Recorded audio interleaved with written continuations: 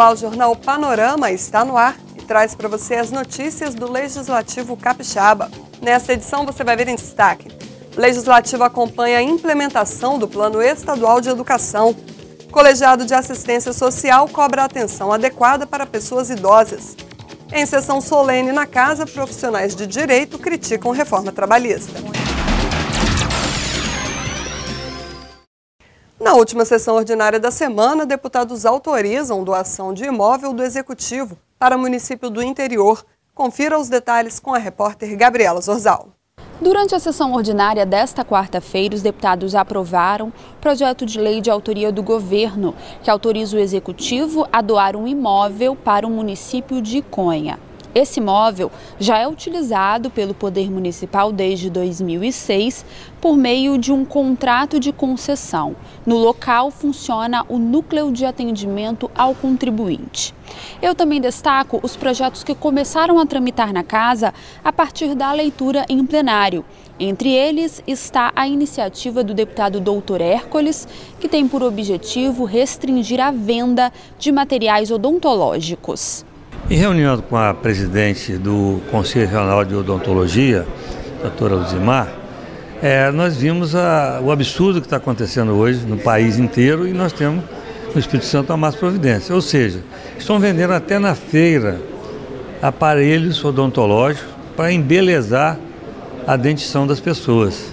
Isso é um absurdo, isso é crime e nós não podemos conviver com isso. Razão pela qual entramos com esse projeto de lei, naturalmente indicado pelo Conselho Regional de Odontologia e que prontamente atendeu a nossa iniciativa, naturalmente em parceria com eles, e que nós temos esperança, com certeza, que esse projeto de lei passará e nós teremos uma fiscalização mais efetiva, uma punição também mais rigorosa com relação àquele que vende aparelho odontológico sem orientação de um dentista registrado devidamente no Conselho Regional de Odontologia. E a mesa diretora da Casa autorizou a instalação da Frente Parlamentar em Defesa da Saúde Pública Capixaba. O deputado Teodorico Ferraço está à frente do novo colegiado. Nós temos hoje um quadro muito ruim de ameaças de fechamento de hospitais e isso traz uma intranquilidade muito grande. E existe um outro aspecto, principalmente a camada mais pobre, aqueles que não têm planos de saúde, ficam esperando o momento de uma operação, o momento de uma consulta, e quando acontece, a pessoa já não existe mais. Então, é preciso que nós tenhamos a responsabilidade de falar bem alto, lutar em favor do povo, porque eu não aguento mais de ver tanta fila em hospitais, tanta fila de gente querendo saúde e não consegue saúde. Legislativo acompanha a implementação do Plano Estadual de Educação. Uma das preocupações é garantir que crianças e jovens tenham acesso ao ensino fundamental na idade recomendada. Os indicadores relacionados à meta 2 do Plano Estadual de Educação foram apresentados em reunião do Colegiado de Educação. A meta busca universalizar o ensino fundamental de 9 anos para alunos na faixa etária de 6 a 14 anos, além de garantir a conclusão dessa etapa de ensino na idade recomendada. Segundo a diretora técnica do Instituto Jones dos Santos Neves, Ana Carolina Gilberti, o Estado apresenta indicadores positivos de acesso ao ensino fundamental, mas precisa melhorar os índices de conclusão dessa etapa na idade recomendada. No acesso, nós temos um bom índice, 99,5% das crianças nessa faixa etária estão na escola. O que falta, esse 0,5%, em geral a gente considera um desafio, porque a gente já começa a observar que por volta dos 12, 13 anos, começa a haver a evasão escolar e que isso precisa ser trabalhado. No caso do complementar, que a gente diz finalizar na idade recomendada, o desafio é maior, porque o percentual hoje, se a gente considerar as crianças, igual o INEP faz, que são com 15 anos e ainda no último ano do ensino fundamental, a taxa está em torno de 76,8%. 77% a gente pode arredondar. E com isso, nós temos um desafio, que é garantir que esse aluno consiga acompanhar a escola, aprender o conteúdo e com isso terminar o ensino fundamental com 14 anos. Eduardo Malini, coordenador do programa Pacto pela Aprendizagem da Secretaria de Estado da Educação, comentou os indicadores apresentados. A gente já venceu uma etapa, que é a etapa do acesso. Não basta entrar, tem que ficar, aprender e concluir. Né? Esse é o grande desafio que, assim, e não nos deixa satisfeitos, né? Eu acho que não pode deixar nenhum executivo da educação, nenhum gestor da educação, né, estadual, municipal satisfeitos. Eu acho que a gente tem uma vitória muito grande aí, né? Nós acumulamos ao longo da história recente do Brasil vitórias importantes com relação a essa temática, mas assim, falar em satisfação desses indicadores, eu acho que não dá e muito pelo contrário, de se indignar e de avançar. O presidente do colegiado, o deputado Rodrigo Coelho, destaca a importância do cumprimento da meta estabelecida pelo Plano Estadual de Educação para a melhoria dos indicadores considerados preocupantes. O que a gente precisa fazer é criar um método que seja efetivo no monitoramento e na efetivação das ações que vão nos fazer ter o resultado esperado na meta que a gente deseja cumprir. Comissão de Assistência Social debate os desafios para o atendimento adequado de pessoas na terceira idade. Esse segmento da população vem aumentando nos últimos anos, mas especialistas alertam que a sociedade e o governo não estão preparados para a atenção que os idosos precisam. A parcela de pessoas no Brasil com mais de 60 anos passou de 9,8% em 2005 para pouco mais de 14% em 2015. Um crescimento de 46% em 10 anos, segundo dados do IBGE. E esse número deve dobrar nos próximos 20 anos. Mas o aumento da expectativa de vida revela uma série de desafios para a sociedade e para as instituições. O atendimento e os cuidados com os idosos foram pauta na Comissão de Assistência Social. A presidente do Conselho Estadual da Pessoa Idosa apontou demandas prioritárias para a população da terceira idade. Um dos principais desafios é a questão da assistência social e da saúde. A saúde, porque muitas vezes falta profissionais, assim como em todas as áreas também, mas no interior, como não tem esses profissionais para poder atender, aí depende de ficar marcando consultas de alguma especialidade. Aqui em Vitória tem demorado muito, coisa de 2, 3 anos, e às vezes quando recebe a notícia que está marcada a consulta, essa pessoa já veio a óbito, né? E assistência social também com relação não ter um equipamento para poder estar abrigando essas pessoas que necessitam de ser amparada, de ver um lugar para poder estar abrigando essas pessoas. E precisa também, né, de estar vendo umas outras formas também desses equipamentos, como casa-lar, centro-dia, porque casa-lar é de 1 até 10 pessoas só que pode estar, né, sendo acolhida, e centro-dia, porque muitas vezes a família só tem a pessoa mais o idoso e ela precisa de trabalhar e não tem aonde deixar essa pessoa idosa. E tendo o centro-dia, ela pode ficar no centro enquanto, né, a pessoa está trabalhando, e depois ela retorna para o seu lar. O psicólogo Gustavo Souza explicou que é necessário compreender o processo de envelhecimento e atuar em diversas frentes, especialmente a educação, para a construção de uma sociedade melhor para os idosos. Existem muitas políticas, muitas leis, tudo isso já está muito bem colocado.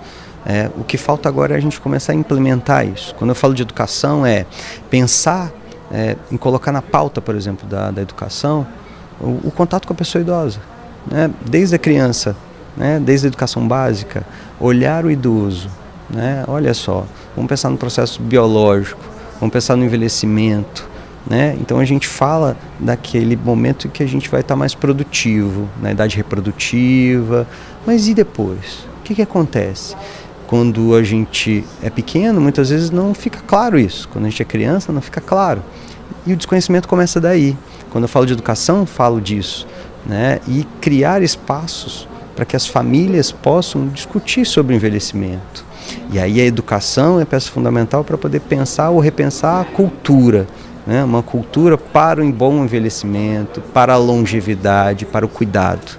A presidente do Colegiado de Assistência Social destacou a importância do debate sobre a atenção e os cuidados com os idosos. A necessidade de trazer justamente essa discussão para que a população possa saber, sentir a necessidade de ter esse momento. Nós precisamos também ampliar.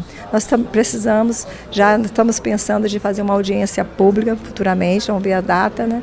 Mas que nós vamos estar discutindo muito mais pelo fato de que, segundo o IBGE, dentro de 20 anos, nós estamos hoje com 12% da população do nosso país de idosos, que vamos aumentar, nós vamos ter mais do que o dobro, quer dizer, nós vamos chegar a 30% de idosos. Então nós precisamos de políticas públicas. As políticas públicas já existem, só que não são executáveis. E há necessidade de se executar essas políticas públicas na nossa região, também como no nosso estado e como no nosso país.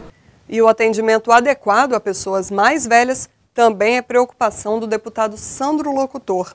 O parlamentar fez indicação ao governo para que os hospitais da rede pública tenham alas específicas e especializadas no atendimento de idosos. Os idosos necessitam de atendimentos especiais, muitos deles fazem as suas necessidades fisiológicas, ficam constrangidos, né, ao lado de jovens, ao lado de criminosos, às vezes leitos ao lado desses meliantes que são levados às redes hospitalares. Então, o idoso muitas das vezes sofre constrangimento, sofre, infelizmente, um índice de violência familiar é muito grande, então precisa de um tratamento talvez psicológico, uma atenção, um zelo, um carinho melhor. Então essa sugestão é para que o governo humanize um pouco mais esse tratamento dos idosos, principalmente aqueles que ficam mais tempo, né, acamados, internados em leitos hospitalares, para que facilite o atendimento a esses idosos e mantendo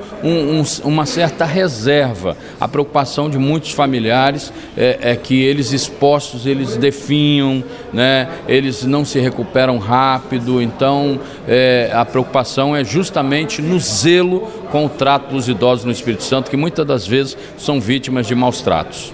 Solenidade na Casa presta homenagem aos advogados trabalhistas. Durante o evento, os profissionais criticaram a proposta de reforma nas leis do trabalho em tramitação no Congresso Nacional. A Assembleia Legislativa realizou sessão solene em comemoração ao Dia do Advogado Trabalhista, celebrado em 20 de junho. Houve a entrega das comendas Everton Montenegro Guimarães e Domingos Martins, a mais alta honraria da casa.